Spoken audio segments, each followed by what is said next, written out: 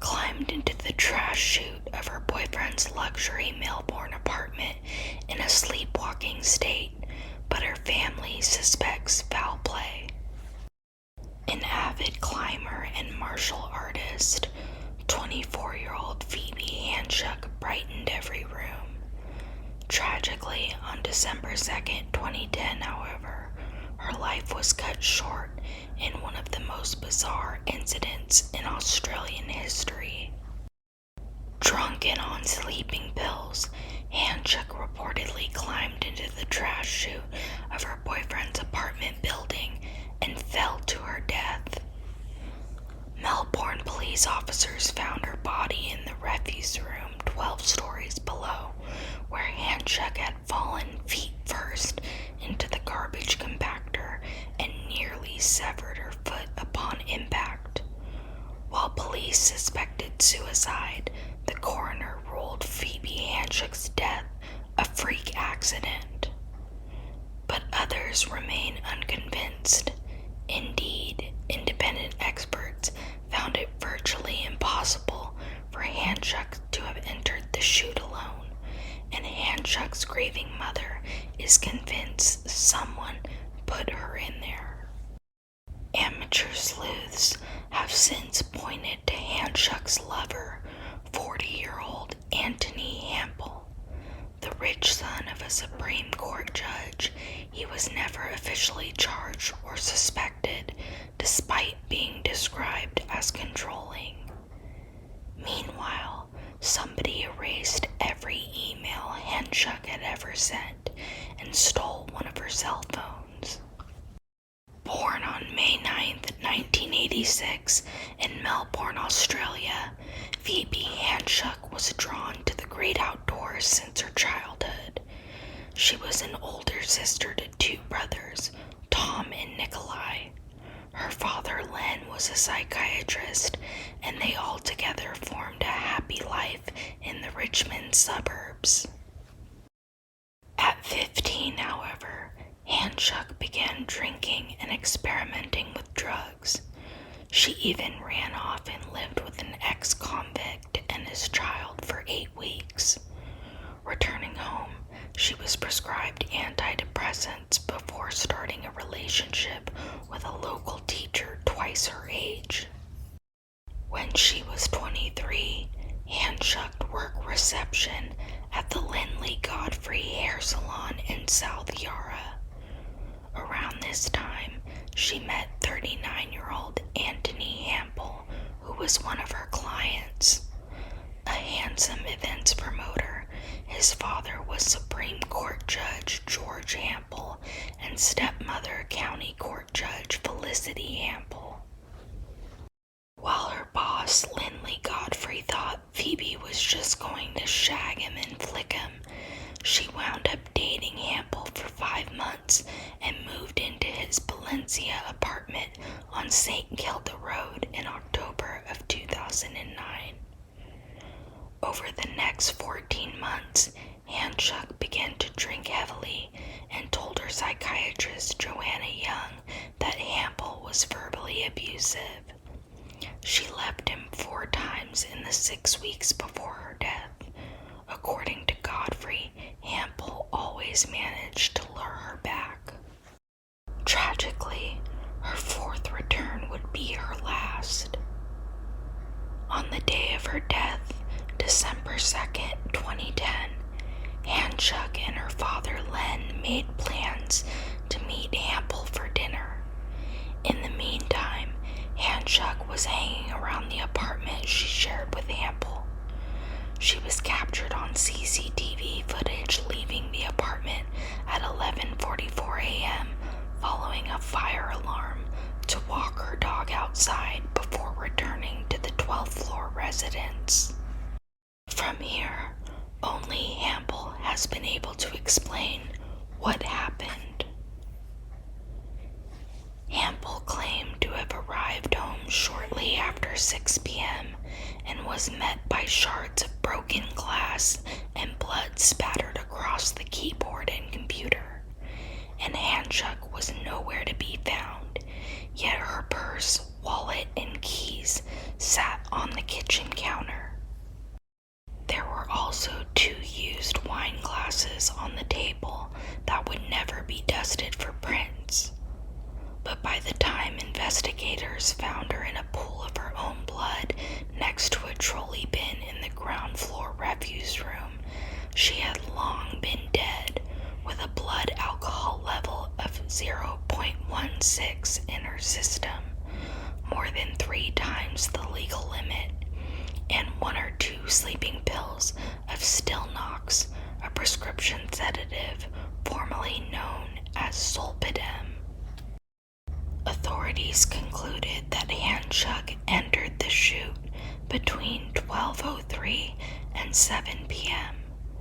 The chute was narrow and measured 14.5 by 8.6 inches. While it certainly allowed for someone her size to climb into, the coroner said she had fallen feet first with both hands by her side.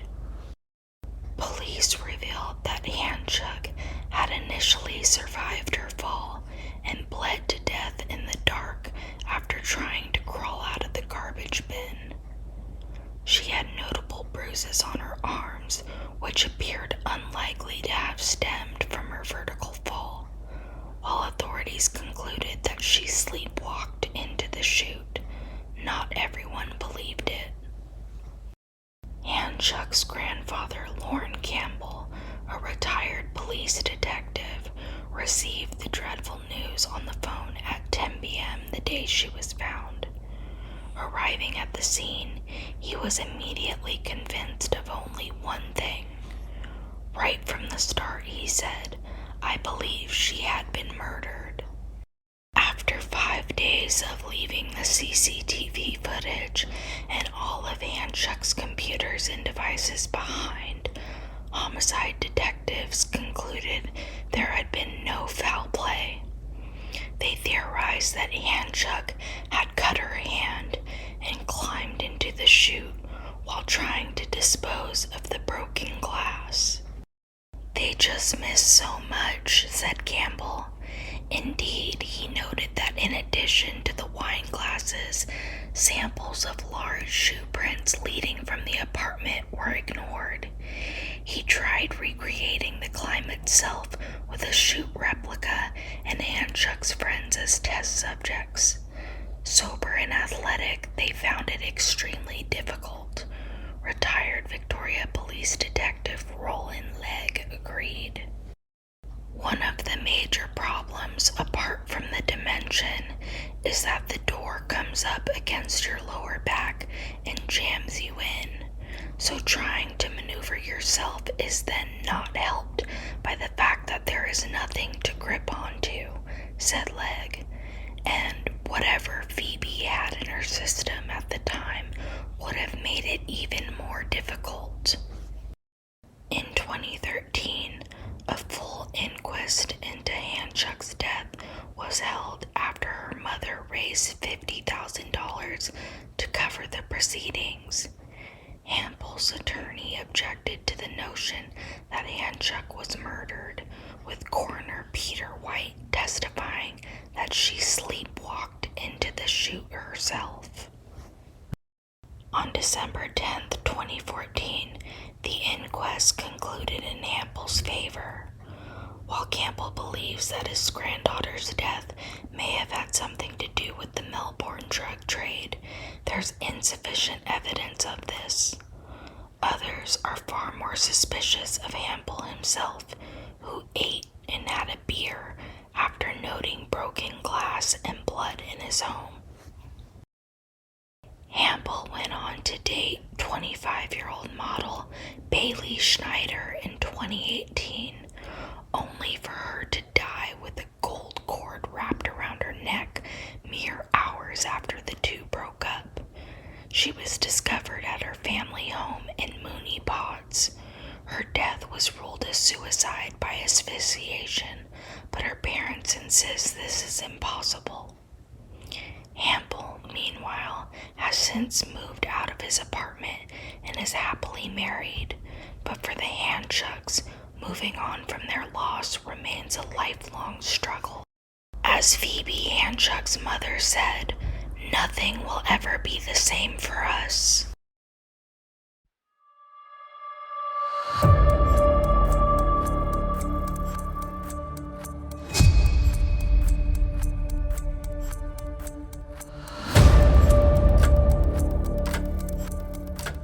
After years of being bullied, 17-year-old Christina Paolilla became friends with two popular girls who helped her fit in at her Texas high school, and then she shot them to death. On a July night in 2003, Christine Paolilla gunned down 4 of her friends in a fit of jealousy that is now known as the Clear Lake Massacre. Paolilla fatally shot Raquel Coloritis, Tiffany Roll, Marcus Priscilla, and Aldebert Sanchez in Roll's Clear Lake City, Texas home on July 18, 2003. At the time of the murders, she was just 17 years old. She committed the crimes alongside her boyfriend, Christopher Snyder. For 3 years, the two of them evaded capture as police struggled to identify the culprits. Then, an anonymous tip in 2006 led investigators straight to Paolilla. The vicious Clear Lake Massacre had been solved at last, and the families of the victims finally had the answers they'd sought for years. Christine Marie Paolilla was born on Long Island, New York on March 31st, 1986. Her father died in a construction accident when she was just 2 years old. Her mother, Lori, later moved the family to the suburbs of Houston. When she was in kindergarten, Paolilla was diagnosed with alopecia, a condition that caused her hair, eyebrows, and eyelashes to fall out. She also struggled with poor vision and had to wear thick glasses. Sadly, her appearance made her a target of cruel jokes and teasing by her peers, which caused low self-esteem. Paolilla faced severe bullying every day during her school years due to the wigs she wore and the eyebrows she drew on each morning to conceal her baldness. In an interview with ABC News, Lori Paolilla described the pain her daughter went through. "That was devastating. She had poor vision, so she had what I guess most folks would know as Coke bottle glasses and started being ridiculed by young children. Classmates would come up behind her, pull her wig off her head. It was so painful to watch." Christine Paolilla attended Clear Lake High School in Houston. She eventually befriended 2 popular students, Raquel Coloritis and Tiffany Roll. The girls taught her how to change her appearance with makeup and clothing to better fit in with her peers. The transformation was so drastic that in 2003, Paolilla's fellow classmates voted her Miss Irresistible. Around the same time, Paolilla began dating 21-year-old Christopher Lee Snyder, who was a known criminal. Paolilla's mother and stepfather disapproved of their relationship, as did Coloritis and Roll. Snyder's frequent drug use and extensive criminal record concerned those who cared about the young, impressionable girl. Unfortunately, their concerns were validated when Paolilla began using drugs herself. According to Snyder's family, the relationship was doomed from the start. They cited the vicious arguments Paolilla and Snyder frequently had. One even resulted in Paolilla spending the night on the front lawn of his family's home, threatening to kill them all. Still, Paolilla stubbornly refused to leave Snyder, a decision that would have tragic results. On July 18, Paolilla and Christopher Snyder visited Tiffany Roll's home in Clear Lake City, where Coloritis, Roll's boyfriend Marcus Priscilla, and Priscilla's cousin Aldebert Sanchez were all hanging out together. The plan was to simply steal drugs from the house and leave, but the evening took a dark turn when Snyder began arguing with Priscilla. The confrontation escalated, and Snyder and Paolilla began shooting. It's not clear who killed who, but the couple fired at least 40 rounds in total. All 4 of the victims had numerous bullet wounds, and Roll and Coloritis were both shot in the groin. Coloritis initially survived the onslaught and began to crawl through a puddle of her own blood to reach the phone and call 911. When Paolilla saw that she was still alive, she began viciously beating her to death with the butt of a revolver, while Coloritis cried out, "Why?" Less than an hour after committing the murders, Snyder drove Paolilla to Walgreens so she could clock in at her job at the makeup counter like nothing had happened. According to the Houston Chronicle, due to a lack of evidence at the crime scene, police initially suspected the murders were drug-related. It wasn't until 2006 that the truth came out. For 3 years, the cold-blooded Clear Lake Massacre went unsolved. Paolilla and Snyder broke up in 2004 after he went to jail for stealing a car. She entered rehab in Texas, where she met her soon-to-be husband, Stanley Justin Rott. The two tied the knot in March 2005. 4 months later, on the 2nd anniversary of the murders, Paolilla came across a news report about the unsolved case on TV. When she saw the composite sketches of the suspects, she confessed to Rott that she and Snyder were responsible.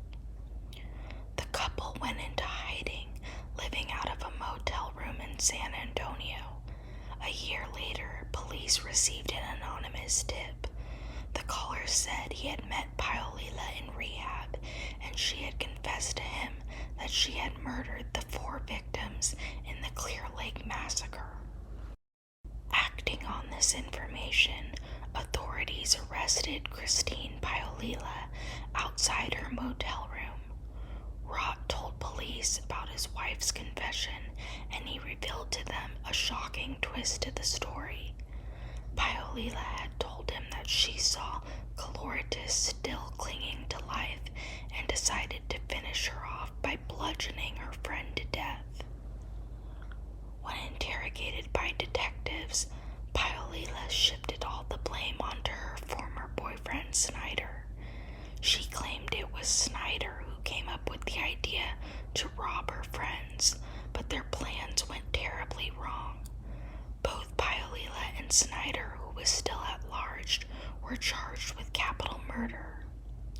Snyder found out about the arrest warrant against him and took his own life in August of 2006. In October 2008, Paolilla was found guilty of 4 counts of capital murder. As she was a juvenile at the time of the crimes, she avoided the death penalty and instead received a life sentence. The question remains, why did she do it? Christine Paolilla never apologized for the killings, and she has never given a motive. However, psychiatrist Gail Saltz believes that her actions were driven by envy and jealousy towards her popular friends. Snyder's sister Brandy agrees that jealousy was the motive for murder. According to the New York Post, Brandy said, "I remember her being intensely jealous. There must have been some underlying jealousy between Paolilla and Coloritis. When I saw photos of Coloritis, I knew instantly she was very beautiful."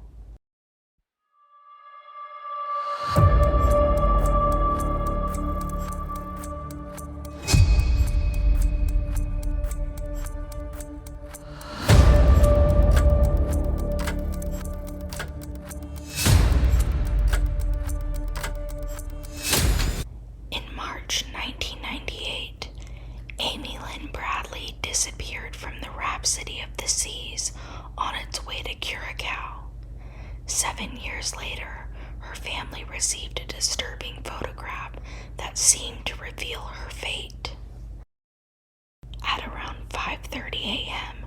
on March 24, 1998, Ron Bradley glanced out at the balcony of his cabin aboard a Royal Caribbean cruise ship and saw his daughter Amy Lynn Bradley lounging peacefully. 30 minutes later, he looked again, and she was gone, never to be seen again. The easiest explanation for Amy Lynn Bradley's disappearance is that she fell overboard and was swallowed by the ocean waves. But Bradley was a strong swimmer and a trained lifeguard, and the ship was not far from shore. Indeed, her disappearance seems much more sinister than a case of someone lost at sea. Ever since Bradley vanished, there have been a series of disturbing sightings of her. In 2005, someone even sent her distressed family a gut-wrenching photograph that suggested she had been trafficked into sexual slavery. This is the unsettling, unsolved mystery of Amy Lynn Bradley. The Bradley family, Ron and Iva, and their adult children, Amy and Brad, boarded the Rhapsody of the Seas on March 21st, 1998, in Puerto Rico. Their voyage would take them from Puerto Rico to Aruba to Curacao in the Netherlands Antilles. On the night of March 23rd, the night before Amy Lynn Bradley vanished, the ship was docked just off the shore of Curacao. At first glance, it was a perfectly normal cruise ship night. Amy and her brother partied in the ship's club. They danced to a cruise ship band called Blue Orchid. Amy chatted with a few of the band members and danced with the bass player, Yellow, aka Alistair Douglas. Around 1 a.m., the siblings called it a night. They returned to their family's cabin together. It would be the last time that Brad ever saw his sister. The last thing that I ever said to Amy was "I love you" before I went to sleep that night, Brad later recalled. Knowing that's the last thing I said to her has always been very comforting to me. A few hours later, Ron Bradley saw his daughter on the deck of their family's stateroom. All seemed to be well, until he looked again and she was gone. Ron went to his daughter's bedroom to see if she had gone back to sleep. She wasn't there. Aside from cigarettes and a lighter, it didn't seem like Amy Lynn Bradley had taken anything with her. She hadn't even taken her sandals. After searching the common areas on the ship, the family became increasingly concerned. They begged the cruise ship staff to cancel the docking at Curacao, but they were ignored. That morning, the gangplank was lowered. Both passengers and staff were allowed off the ship. If Amy Lynn Bradley left of her own volition, this gave her an opportunity to sneak off, but her family refused to believe that she would have run away. Amy Lynn Bradley had a new job and a new apartment back in Virginia, not to mention her beloved pet bulldog, Daisy. More disturbingly, docking the ship in Curacao also gave any possible kidnappers an ample opportunity to whisk Amy Lynn Bradley off the vessel and disappear into the crowd. As the Bradley family desperately searched for their daughter, the cruise ship staff remained unhelpful. The crew refused to page Bradley until the ship was at port. They didn't want to announce her disappearance or hang photos of her around the vessel because it might upset the other passengers. Although the ship was searched, the crew only searched common areas, not staff or passenger cabins. It was possible but seemingly unlikely that Amy Lynn Bradley had fallen overboard. she was a strong swimmer and a trained lifeguard. No one could find evidence that she had fallen or was pushed, and there didn't seem to be any sign of a body in the water.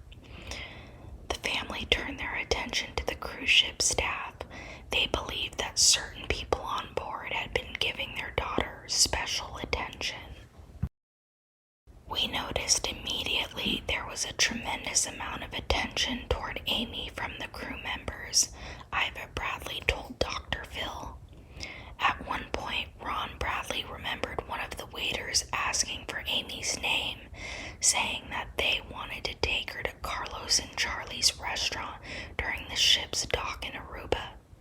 When he asked his daughter about it, Amy responded, "I wouldn't go and do anything with any of these crew members. They give me the creeps." This anecdote is even creepier given that Carlos and Charlie's restaurant is where Natalie Holloway, an 18-year-old American woman who disappeared in Aruba in 2005, was last seen. The Bradley family also heard from witnesses who had seen Amy early the morning she had disappeared with Alistair Douglas, aka Yellow, in the vicinity of the ship's dance club around 6 a.m. Yellow denied this. In the subsequent months, Amy Lynn Bradley's family would write congressmen, foreign officials, and the White House. Lacking any helpful responses, they hired private detectives, built a website, and started a 24-hour hotline. Nothing. "My gut feeling to this day," said Ivy Bradley, "was somebody saw her, somebody wanted her, and somebody took her." The family's fears about Amy Lynn Bradley's disappearance were not unfounded. Although the initial investigation led nowhere, multiple people in the Caribbean have claimed to see their daughter over the years. In August of 1998, 5 months after she went missing, 2 Canadian tourists spotted a woman who matched Amy's description on a beach.